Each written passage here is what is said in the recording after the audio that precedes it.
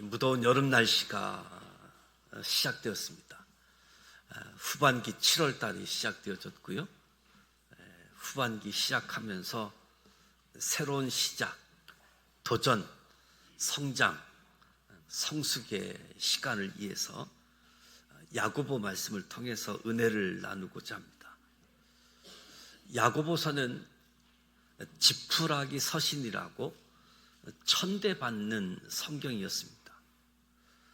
저와 여러분이 종교개혁의 후예라고 할 수 있는데, 종교개혁가 마틴 루터가 야고보서를 싫어했습니다. 야고보서를 지푸라기 서신서라고 불렀습니다. 왜 그가 야고보서를 싫어했느냐? 종교개혁을 하면서 오직 믿음이라고 외쳤는데, 막상 야고보서를 읽어보니까 행함이 없는 믿음은 그 자체가 죽은 믿음이라고 되어 있잖아요. 당황스러운 거지요. 어떻게 하는 것이 옳을까? 당황스러울 때 하나님 말씀을 하나님 말씀으로 받아들이면 되는 거지요. 행함이 없는 믿음이 위험하구나. 그 자체는 죽은 믿음이구나. 하나님 말씀으로 받아들이면 되죠. 근데 루터는 야고보서를 폄하해 버립니다. 지푸라기 서신이라고 가슴 아픈 이야기이지요. 아무리 위대한 인물이라 할지라도 나름 하나님께 쓰임받는 사람들이지만 다 그 시대에 한계를 지닌 인물임을 우리가 기억할 필요가 있습니다. 디모데 후서가 선언하지요. 모든 성경은 하나님의 감동으로 된 것으로 교훈과 책망과 바르게 함과 의로 교육하기에 유익하니 이는 하나님의 사람으로 온전하게 하며 모든 선한 일을 행한 능력을 갖추게 하려 함이라. 기록된 말씀, 하나님의 감동으로 된 야고보서를 저와 여러분이 읽을 때 교훈받고 책망받고 바르게 하고 의롭게 되고 온전하게 되어지고 모든 선한 일을 행할 능력이 갖추어지기를 주님의 이름으로 축복합니다. 루터가 야고보서를 지푸라기 서신이라고 폄하했지만 이 지푸라기가 되게 중요한 역할을 한다는 사실을 아십니까? 요즘 젊은이들은 지푸라기가 뭔지 아시는지 모르겠어요? 지푸라기가 있어야 벽돌이 된다고 합니다. 출애굽기 5장에 모세와 아론이 하나님의 부름을 받고 바로의 궁정에 처음 찾아가는 장면이 그려지지요. 바로에게 이야기합니다. 여호와께서 말씀하시기를 내 백성을 보내라. 바로가 황당하다고 여겨 반응하기를 여호와가 누구이기에 이스라엘을 보내느냐? 난 여호와를 알지 못한다. 이 바로가 매우 화가 나서 모세와 아론아, 너희가 어찌하여 백성의 노역을 쉬게 하려느냐? 그날에 백성의 감독들과 기록원들에게 명령하여 이르기를 너희는 백성에게 다시는 벽돌에 쓸 지푸라기를 주지 말라. 그들이 가서 스스로 짚을 줍게 하라. 무슨 이야기냐 하면 고대 근동 세계에서 벽돌을 굽기 위해서 필수적으로 필요한 재료가 지푸라기였다는 거죠. 지푸라기가 있어야 단단한 벽돌이 될 수 있다는 사실이죠. 역설적으로 루터가 지푸라기 서신이라고 폄하한 야고보서, 이 야고보서 없이 우리의 신앙생활이 단단해질 수 없다는 사실입니다. 행함이 없는 믿음은 죽은 믿음이라는 사실을 우리가 알아야지 되는 거지요. 물에 빠져도 지푸라기 잡는 심정으로 위급한 상황에서 붙들어야 될 것이 지푸라기다. 정호성 시인이 지푸라기라는 시를 작성하게 되어졌는데요. 읽어보게 되어지면 나는 길가에 버려져 있는 게 아니다. 먼지를 일으키며 바람 따라 떠도는 게 아니다. 지푸라기라도 잡고 싶은 당신을 오직 기다릴 뿐이다. 내일도 슬퍼하고 오늘도 슬퍼하는 인생은 언제 어디서나 다시 시작할 수 없다고, 오늘이 인생의 마지막이라고 길바닥에 주저앉아 우는 당신이 지푸라기라도 잡고 다시 일어서기를 기다릴 뿐이다. 물과 바람과 맑은 햇살과 새소리가 섞인 진흙이 되어 허물어진 당신의 집을 다시 짓는 단단한 흙벽돌이 되길 바랄 뿐이라. 아름다운 시이죠. 지푸라기라도 붙잡고 일어나고 싶은 당신을 기다린다. 이 지푸라기를 통해서 허물어진 당신의 집이 단단한 흙벽돌이 되길 바랄 뿐이다. 루터가 지푸라기 서신이라고 폄하했지만 하나님의 말씀인 야고보서를 통해 특별히 엉망진창으로 신앙이 망가진 분들, 지푸라기라도 잡고 일어서야 될 분들은 야고보서 말씀을 붙잡고 일어설 수 있기를 바랍니다. 말씀 붙잡고 다시 단단한 벽돌 같은 신앙인이 되어질 수 있도록 무더운 날씨이지만 7월, 8월 야고보서 말씀을 가까이 읽었으면 좋겠습니다. 야고보는 자기를 뭐라고 소개하냐 하면 하나님과 주 예수 그리스도의 종 야고보라고 자기를 소개하고 있습니다. 여러분은 여러분을 소개할 때 어떻게 소개하고 있습니까? 저는 지산교회 담임 목사 정재학이라고 소개합니다. 야고보는 자기는 하나님과 주 예수 그리스도의 종이라고 소개합니다. 이 소개가 매우 놀라운 이유는 야고보가 예수님의 육신의 동생이기 때문입니다. 예수님은 하나님의 아들이시지만 성육신 하신 예수님에게 육신의 동생이 있었습니다. 예수님이 3년 공생애를 시작하시기 전에 같이 밥 먹고 함께 놀고 함께 자던 형제들이 있었던 거죠. 그렇다고 한다면 내가 야고보라고 한다면 어떻게 소개할까? 예수님의 동생으로 살았다는 것은 대단한 특권이잖아요. 요즘 자기 피할 시대라고 이야기하는데, 피할 시대가 피할 것은 피하고 알릴 것은 알리는 것이 피할 시대다라고 이야기하더라고요. 내가 예수님 동생이라고 하는 것을 알려야 되잖아요. 그래야 내가 쓴 편지, 내가 쓴 성경이 권위가 있고 많은 사람들에게 관심을 끌 수 있잖아요. 성육신 하신 하나님의 아들 예수님의 첫째 동생 나 야고보는 이렇게 자기를 소개하는 것이 좋을 텐데, 예수님이 다윗의 후손이시고 유다 지파이고 왕족이잖아요. 그렇다고 한다면 유다 지파이자 다윗의 자손이며 유다 왕조의 혈통을 이어받은 나 야고보는 이렇게 소개할 수 있겠지요.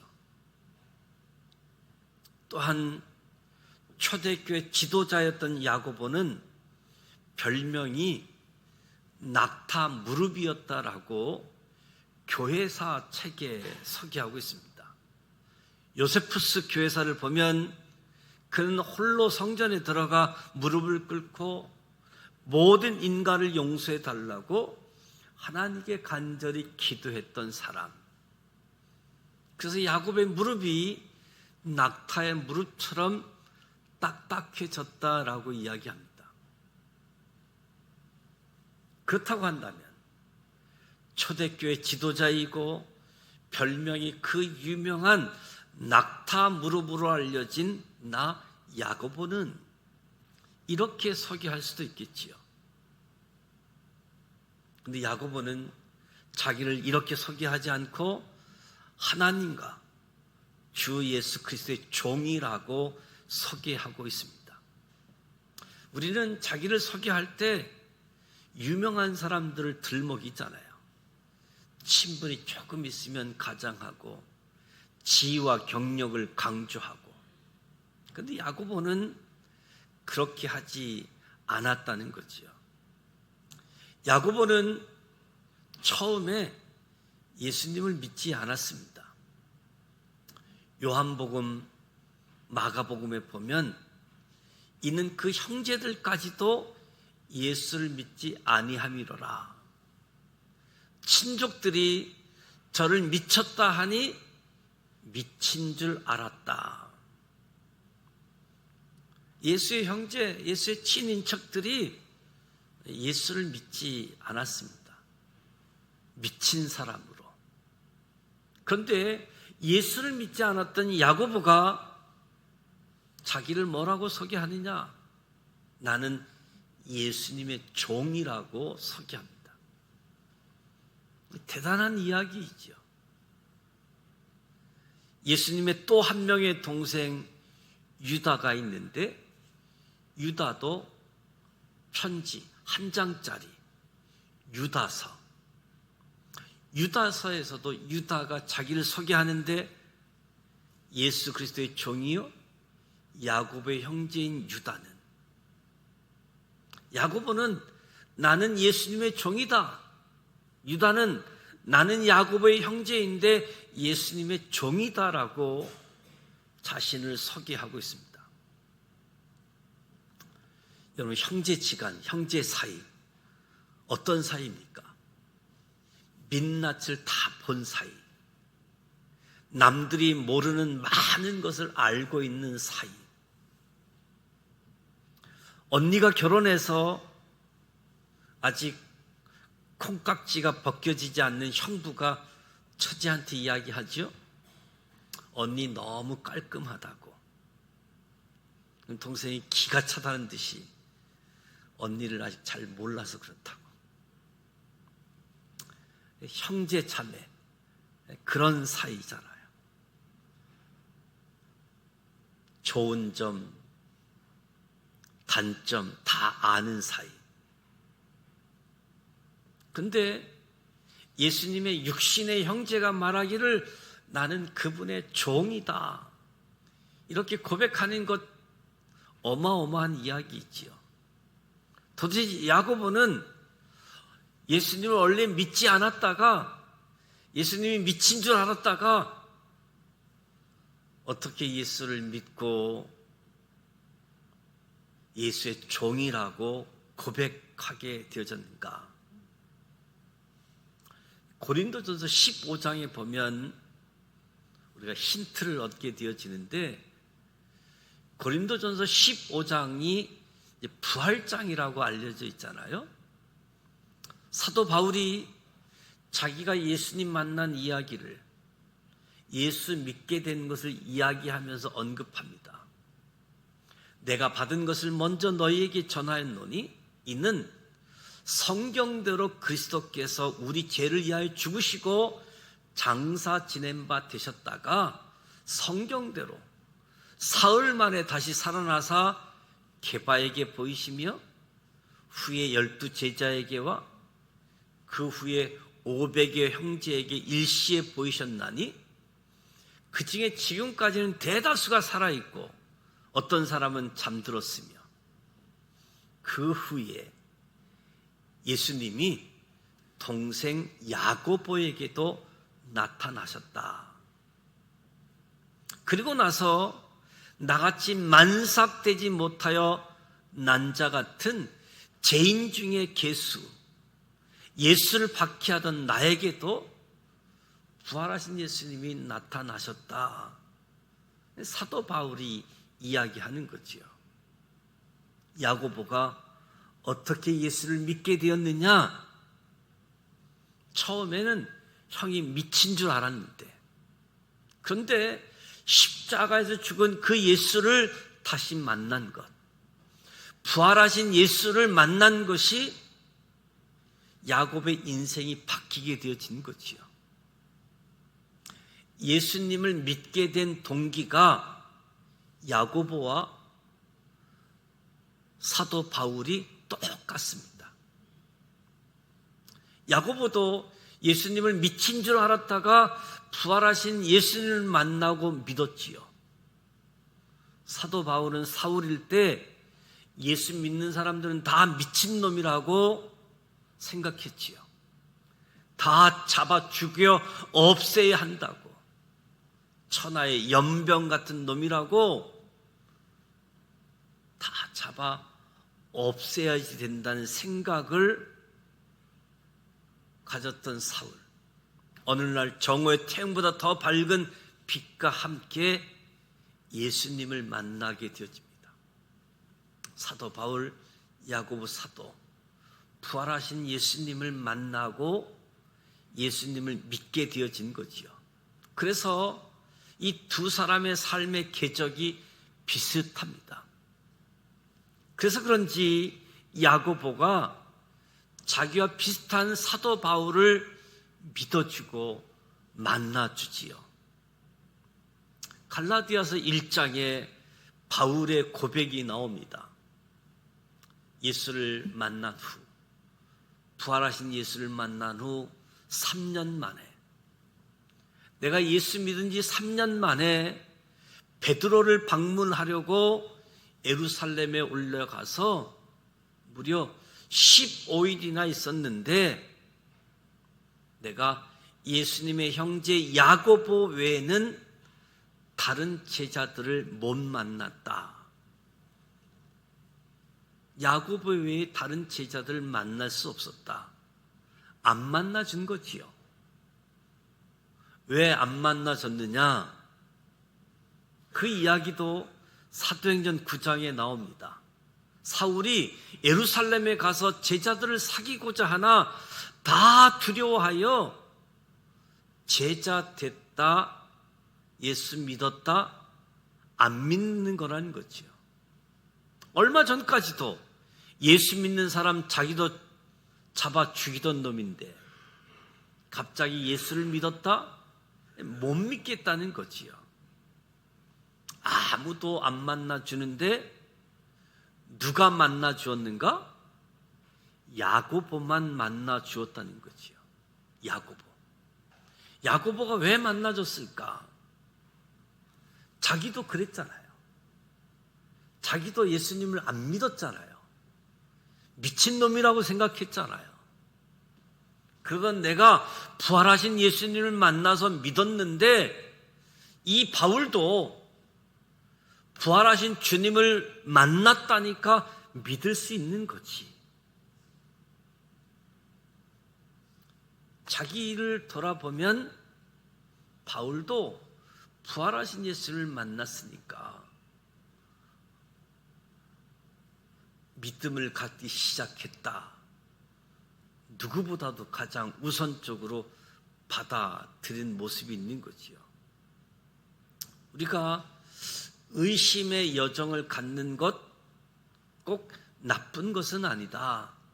왜냐하면 그 비슷한 사람들을 도와줄 수 있기 때문에.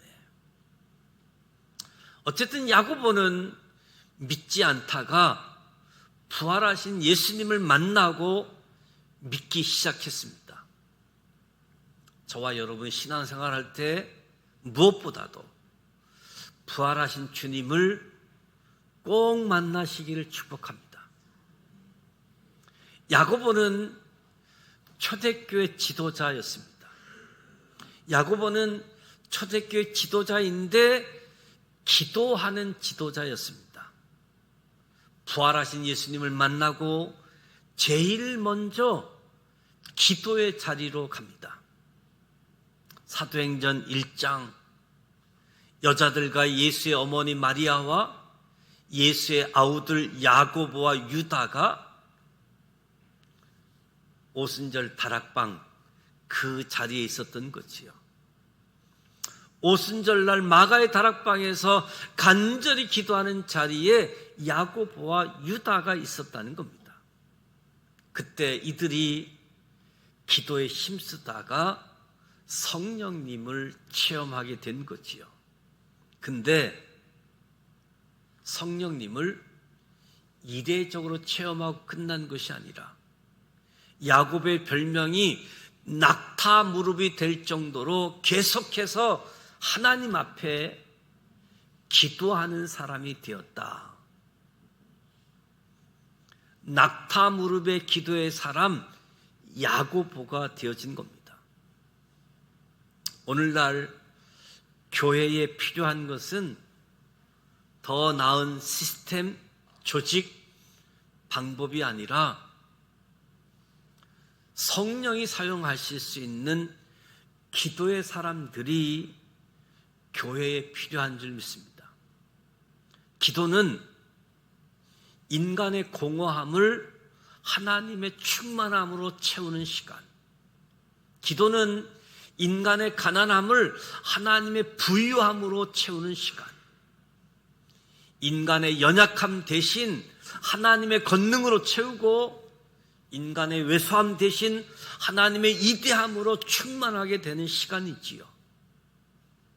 그러니까 기도할 줄 모르면 하나님을 모르는 거지요. 저와 여러분은 기도해야지 됩니다. 저와 여러분이 은혜를 사모하고 은혜의 단비를 구할 때 은혜가 많아지고 더해지고 넘치고 넘쳐지게 되어지는 거지요. 초대교회 때 큰 논쟁이 하나 있었습니다. 처음에는 예수 믿는 사람들이 다 유대인이었지요. 유대교를 믿던 사람들이 예수를 믿기 시작했는데, 그런데 이 유대인이 아닌 이방 사람들도 교회에 들어오기 시작합니다. 유대인들은 다 할례도 받고 율법도 지키고, 그런데 이방인들은 할례도 안 받고 율법도 지키지 않는. 그래서 이 사람들을 어떻게 할까? 초대교회 논쟁이 벌어지지요. 그래서 사도행전 15장에 예루살렘에서 모여서 회의가 열리게 되어지는데, 갑론을박이 오가는데 마지막으로 이것을 정리한 사람이 야고보입니다. 사도행전 15장 13절에 말을 마침에 야고보가 대답하여 이르되 형제들아 내 말을 들으라. 그러면서 19절에 내 의견에는 이방인 중에서 하나님께로 돌아온 자를 괴롭게 하지 말자. 이방인들이 교회로 들어오는데 가장 큰 장애물을 없애준 사람이 야고보라고 할 수 있습니다. 우리 이방인이 예수 믿는 저와 여러분은 야고보 굉장히 고마운 사람이라고 할 수 있겠지요. 야고보는 기도하는 지도자였습니다. 부활하신 예수님을 만나고 기도하는 지도자였다. 야고보가 편지를 쓰면서 수신자를 흩어져 있는 12지파, 이 편지 받는 사람들이 흩어져 있다는 거예요. 주소가 불분명한 거지요. 흩어져 있는 사람에게 보낸 편지. 왜 흩어졌느냐? 박해 때문이지요. 초대교회 성도들은 박해를 받아서 원치 않게 흩어졌습니다. 원래 삶의 터전이 아닌 박해 때문에 흩어지게 되어진 거지요. 근데 야고보가 이 사람들을 뭐라고 부르느냐? 흩어져 있는 12지파. 성경은 더 이상 혈통적 유대인을 중요하게 보지 않습니다. 예수 믿는 우리가 흩어져 있는 12지파이지요. 저와 여러분이 하나님의 백성으로, 하나님의 자녀로 신분이 바뀌었습니다.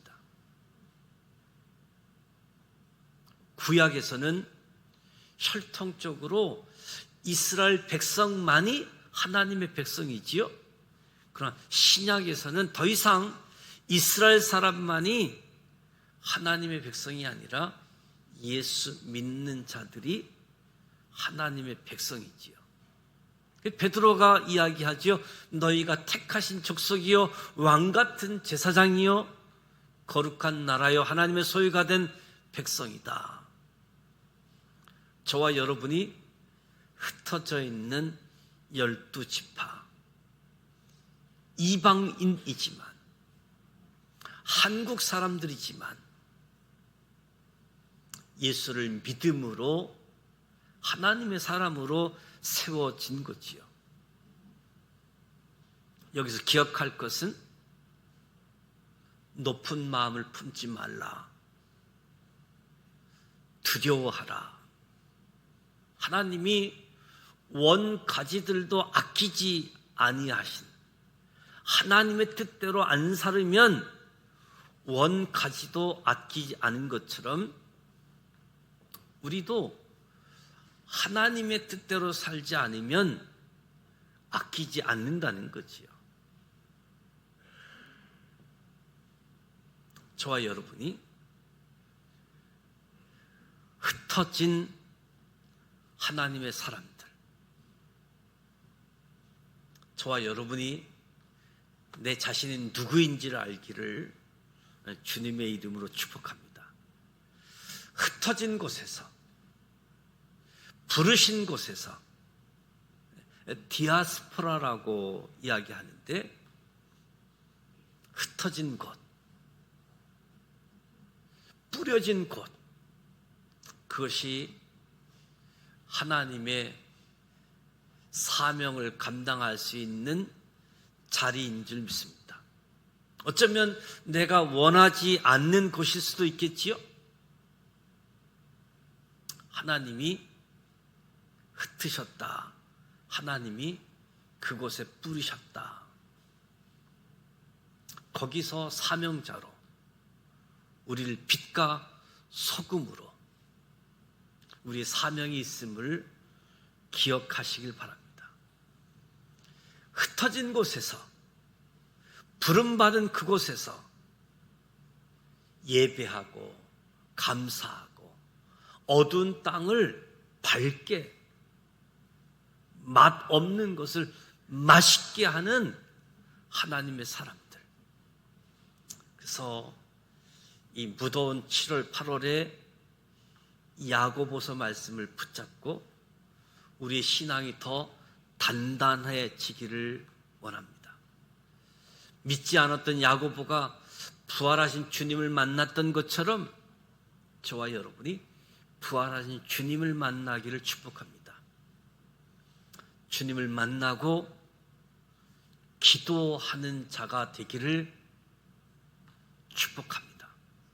우리가 하나님의 백성입니다.